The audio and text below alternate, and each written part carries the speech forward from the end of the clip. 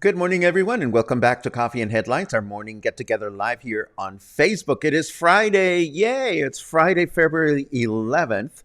Excuse me.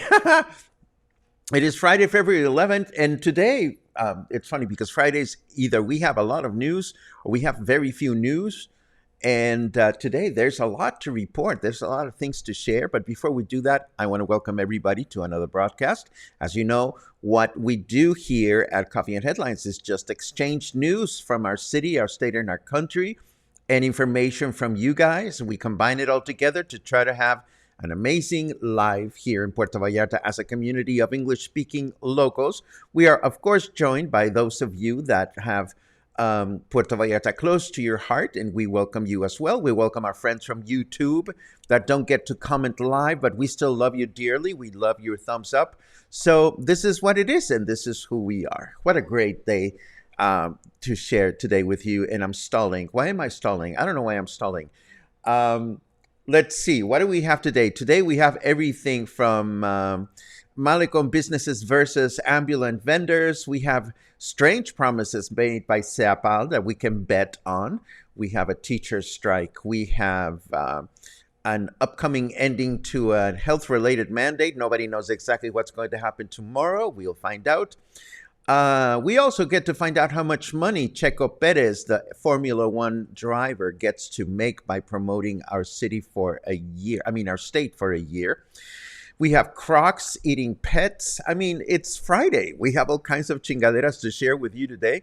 But before we do that, we want to make sure that if you are new, you feel comfortable.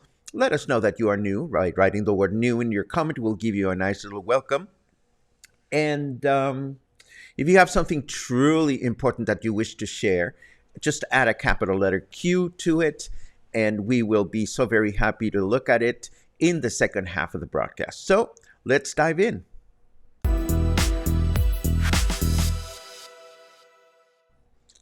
Okay, so we start with a malecón.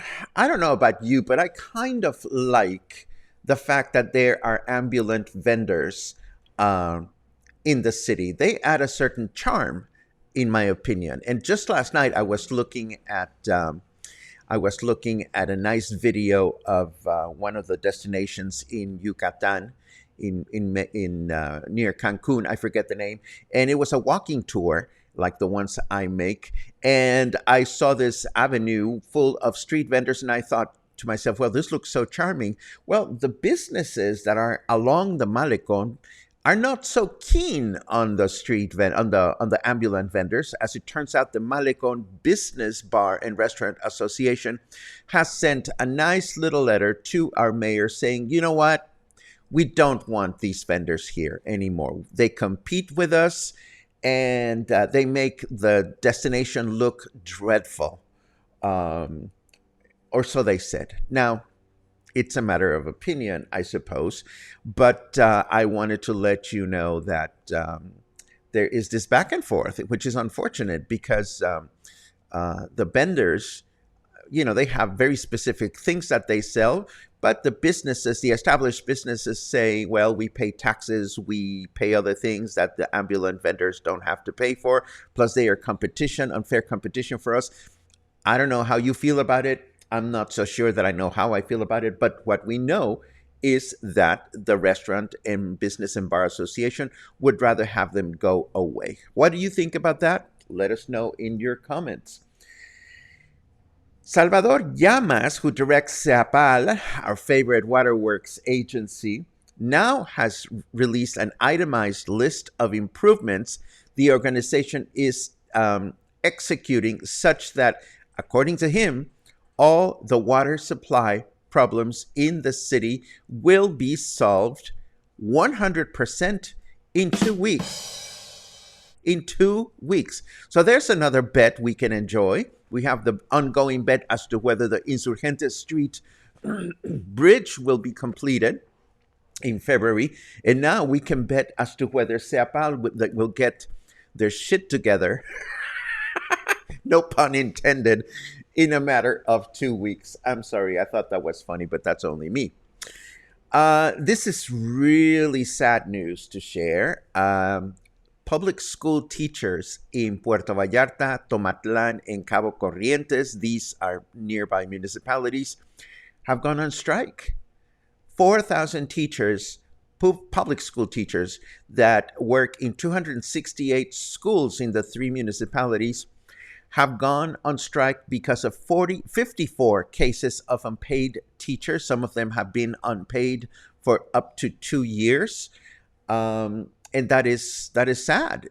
That is unfortunate. We don't have any more information on this one other than the fact that the teachers have a constitutional right to go on strike, and things are complicated. And I'm sure we're going to be seeing more information about this. But why teachers are not unpaid, I'm sure there's more to the story than what we see.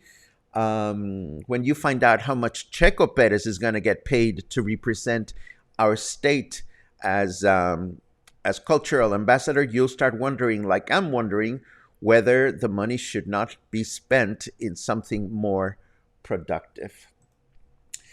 And then there's the health mandate that is supposed to expire tomorrow. Tomorrow is the day in which bars and nightlife businesses supposedly end requiring vaccination certificates for people that want to come in and consume liquor or anything for that matter. And nobody knows yet what's going to happen. There has not been any kind of position or statement. Clearly, the statement will probably come today or tomorrow. But it's interesting to see that even some of the business associations in the city are saying, we'd like the mandate. Let's continue the mandate. We'll just have to wait and see what happens with this between today and tomorrow. I'm sure we will have an announcement to that effect. And now, here's the drum roll.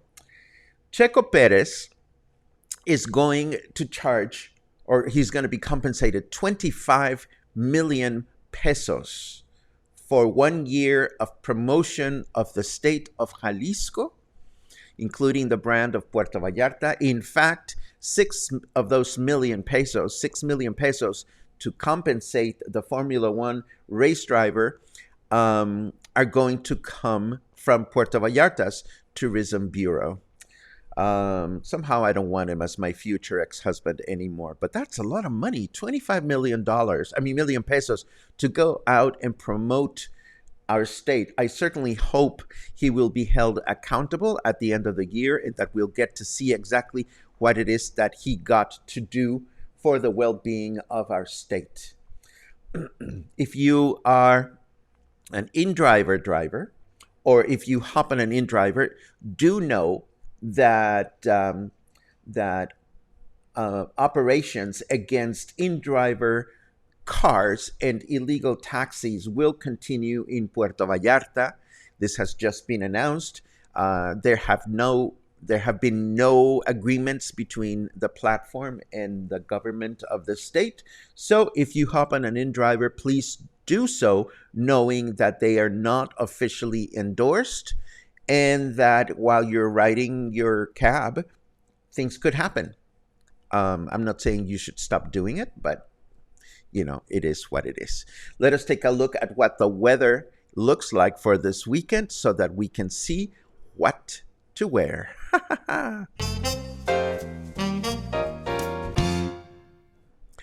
And oh shit.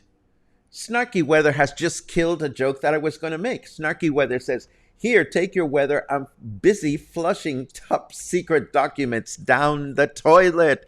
I was going to make a joke about that with Luna, but it's not going to work anymore. My joke has been killed. It is 24 degrees right now. It feels like 25. Humidity is at 46%, and our temperature in Fahrenheit is 75. Our weather forecast for today is going to be a clear day, yay, with a high temperature of 28, low temperature of 17. Tomorrow, Saturday, we can expect another clear day with a high temperature of 30, low temperature of 18. And on Sunday, we will have a mostly cloudy day with a high temperature of 31 and a low temperature of 21. Moving right along, let's see what else we have. Boom, bam, boom. Ah, yes, the hungry crocodiles. 2 crocodiles are living in a small lagoon near Villas Universidad, and I'm going to show you where that is in a second. But these 2 crocs have taken the habit of eating people's pets for lunch, which is not good.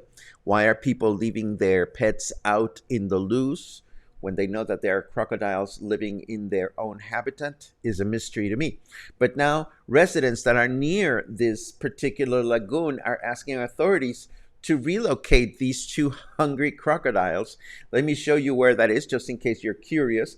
Here is the particular Colonia Villas Universidad. It's located not far from Marina Vallarta on the other side of the estuary. And as I shift over to satellite view, you can appreciate how the Colonia, which is here, is right next to the estuary. And this is all protected area where crocodiles can come and go as they please. So I suspect it would be challenging to relocate the crocodiles because that's where they live.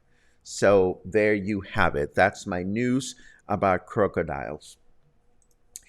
There is apparently a new mini sinkhole that has appeared along Francisco Medina Avenue in the northbound lane,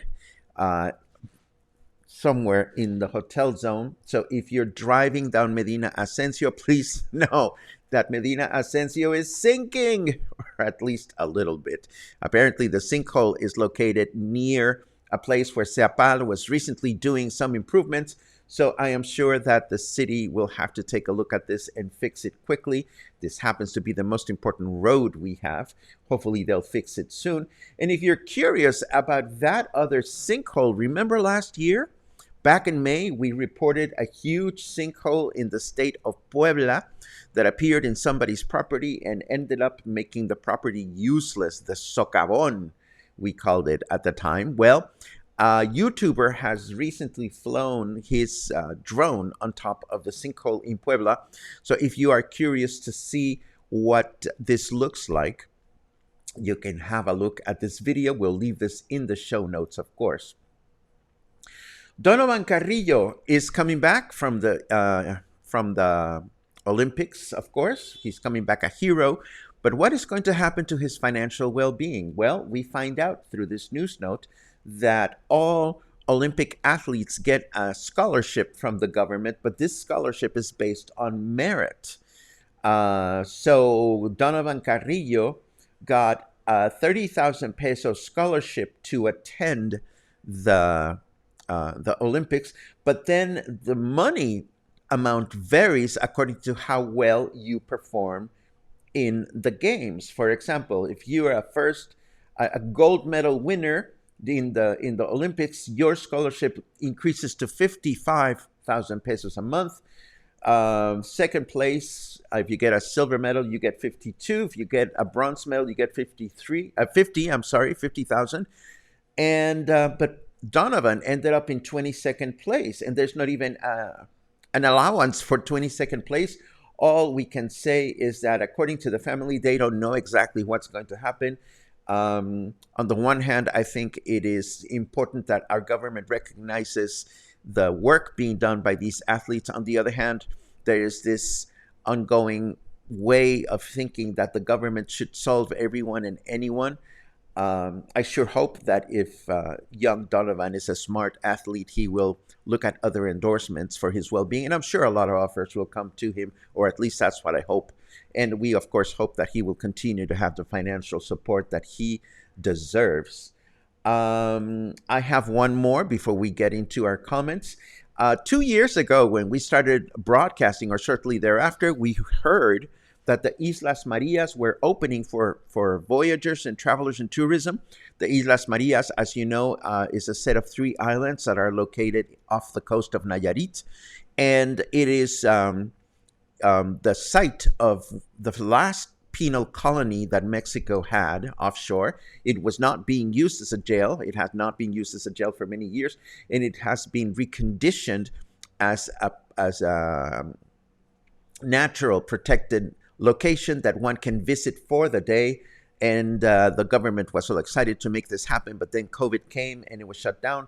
But now apparently we will be able to visit Las Islas Marías starting in April of this year. And in case you don't know where that is, once again, let us show you in the map. Here is Puerto Vallarta. Here's the city of Tepic, the capital of Nayarit. And here is where the Islas Marías are located, right here where it says Campamento Morelos. I believe that is where let's take a look. Yes, this is where the location of, well, actually, I don't know where you can visit because this says this is where the main landing place is. But over here, it says Islas Marías Cultural Center. So I don't know exactly what it is that we are going to be able to visit. All I know is that it is a long boat ride from Puerto Vallarta, from what I've heard. But I'd be curious to see this place and see exactly what the jail used to look like. I think it would be a great adventure to enjoy. And this brings us to the end of the things we have prepared to share with you. Now let's take a quick look at your comments, your good mornings, and see what everybody is up to in this beautiful weekend. Alan keeps counting, and we are counting with you. Let's see what else. Another counter, Roland Earls, 40 days till we get back. Yay. Let's see what else. Another counter, 12 days to go. How exciting. I wish I was going somewhere. Raymond says hello from Conchas Squeenas. Remember Squee? I love it. Let's see what else we have. Oh, we went to Los Cuentos Tap Room yesterday, and it was really wonderful. All of your food recommendations have been pretty much perfect. Paco, thank you so much for all the restaurants you recommend. Well, I am glad that we are on the same page then. I'm sure that there's going to be some discrepancies here and there, but I am just so thrilled to be able to support and endorse businesses near my home. So how exciting. And I love Los Cuentos. I really want to go back sometime soon. Let's see. Then I see your opinions. Karen likes the vendors. Michal like the vendors. They do not offer the same things that restaurants and stores do, room for all. That's what I think too, Michal. But unfortunately, it is, I'm going to generalize here. It's very Mexican to criticize our own sometimes. I'm not saying that we all do that, but I think it is more likely than people like you who came from another country with other mindsets are more keen on the vendors than a lot of locals. I personally love the vendors. I think they add a lot of charm. I think also that some vendors can be a little stubborn in the way they approach you and a little aggressive, but everything in balance should be a wonderful thing to enjoy. And I see that a lot of you are for the vendors, and I totally uh, Appreciate that. Ryan says that's a lofty timeline. I think that has to do with SEAPAL. Um, Heather says ambulatory vendors are part of Vallarta's charm. Of course they are. Um, Da, da, da, da, da. Oh, Den adds, took your advice and took pictures of the part needed to fix the toilet. I installed the part and it works fine. It works every time, Den, because a lot of times these accessories and things that one can buy at the store, hardware store, kind of chingaderas, it's difficult to know what they're called.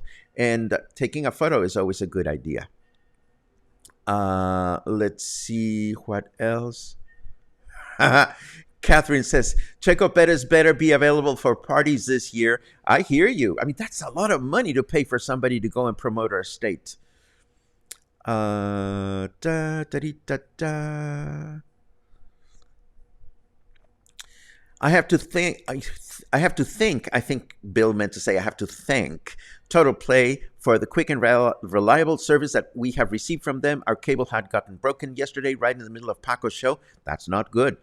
And we did not get to see the end of it for 2 hours. Heaven forbid. Later today, Total Play came out, replaced the cable, and we are back up and running within 4 hours. Thank you, Total Play. That's good to know. That's good service. Let's see. Good morning, friends. Sad that people seem unable to live and let live without bullying. Wow, that's a big open statement, Liz. But I hear you. Oh no, Patty threw her back. I hope you feel better. There are great drugs for that. But I suppose for lower back, it's a matter of resting and letting it go away. I don't know exactly what you have to do, but I wish you a quick recovery. Maggie hopes the Olympic exposure helps Donovan secure more funds for training. I totally agree. Islas Marías reminds me of Isla Santa Catalina in California. I am not acquainted, but what is that other prison that is of San Francisco? Is that Alcatraz? See, I would love to visit Alcatraz just for historical value, the same way I would love to visit Islas Marías for historical value.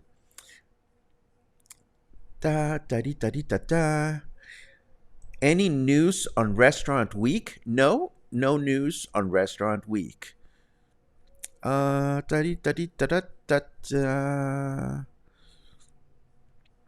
Restaurant Week is back to the normal dates. Okay, from May 15 to June 10. And it's, ouch, $2.99, $3.99, and $4.99. My goodness, that's not the Restaurant Week we invented. But that's a different story. Let's see what else we have. Christy says Alcatraz is fascinating. Bill says Alcatraz is a great tour. I would love to see that.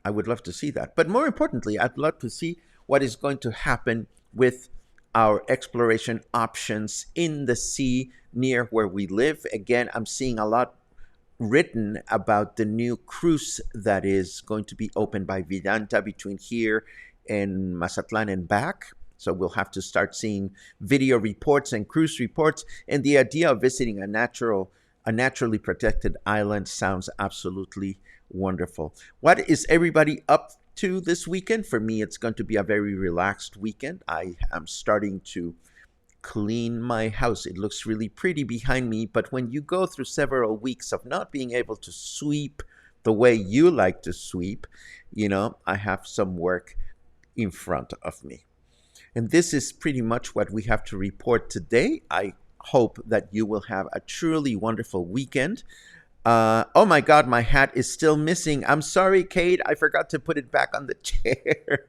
But I will put it back on the chair sometime before the weekend is over. Oh, of course, it's Super Bowl weekend. Thank you very much for that. I don't do the Super Bowl myself. What? Restaurant Week charges 9,000 pesos to join as a restaurant. Oh my God, prices have gone up. I think when we founded Restaurant Week, and I say we because I was the managing editor of Vallarta Lifestyles, I think it cost 5,000 pesos to join, and now they're charging 9,000 pesos. That is that is a lot of money. But hey, I'm not a restaurant. Maybe it's not a lot of money. Is it a lot of money, Michael? Do let us know. What I do know, as long as we're talking about Restaurant Week, is Restaurant Week was originally founded as an opportunity for small restaurants like the ones we represent here in Coffee and Headlines, for small restaurants to be able to get people to try them out, not necessarily for the big and fancy restaurants. Since the event was started, the big and fancy restaurants have been wanting to increase um, um, the cost of the event so that they can make a better return. But that was never the original intention of Restaurant Week. Restaurant Week was originally designed as a calling card. Come check us out.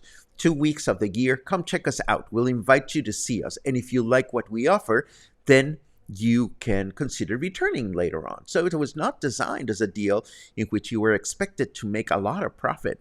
That's not the goal of the event. But clearly things have changed, but that is clearly none of my business because I personally don't have anything to do with it anymore. But I just thought you might be curious to know about that. Anyhow, for those of you that enjoy Super Bowl, have fun with your friends, have fun chugging along your beers and eating a lot of guacamole. I may catch a little bit of it, but I'll be focused mostly on the legs and the buttocks. Too much information? Maybe. But it's Friday. So there you have it. Let's see what else. That's it. Okay. Go have a great weekend. I will see you again tomorrow. And then I'll see you again on Monday. Take care.